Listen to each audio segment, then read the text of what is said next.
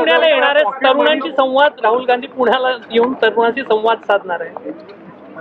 मला असं वाटतं की आनंदाची गोष्ट आहे, परंतु त्यांनी सरसकट तरुणाईशी संवाद साधला असता तर आनंद वाटला असता.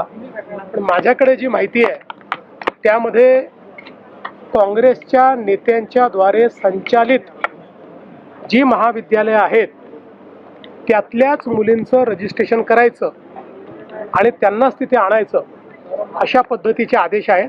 पण ठीक आहे, त्याही आपल्याच मुली आहेत, त्यांच्याशी संवाद साधला तरी आनंद. छात्रों की गूंज नाम का उनका इवेंट है, वो करने जा रहे हैं. देखिए, छात्रों की गूंज है या राहुल गांधी अपनी जमीन तलाश रहे हैं, ये तो मैं नहीं जानता, लेकिन जो मुझे जानकारी है अगर वो एक ओपन इस प्रकार का इवेंट करते तो शायद ये छात्रों से संवाद होता. अभी पूना और पूना के आसपास जितनी कांग्रेसियों की संस्थाएं हैं, शिक्षा संस्थाएं, उन संस्थाओं की ही लड़कियों को रजिस्टर करना, इस प्रकार का आदेश दिया गया है. उनका ही रजिस्ट्रेशन करके उनको ही वहाँ पर एंट्री मिलने वाली है. तो कुल मिलाकर एक कंट्रोल्ड एनवायरनमेंट में ये कार्यक्रम होने वाला है और जो आइडियोलॉजी को मानते हैं ऐसे ही लोग वहाँ आए, ऐसा प्रयास होने वाला है.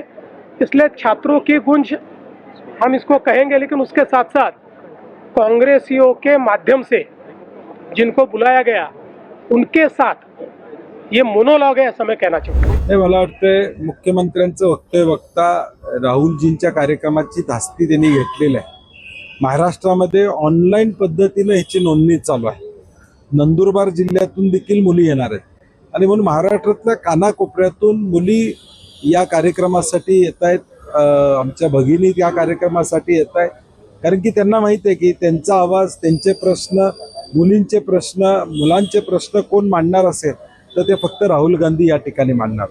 नीटचा विषय असू दे किंवा या देशातले 150च्या वर पेपर जे फुटले, हा मुद्दा राहुलजींनी देश पातळीवर घेतलेला आहे.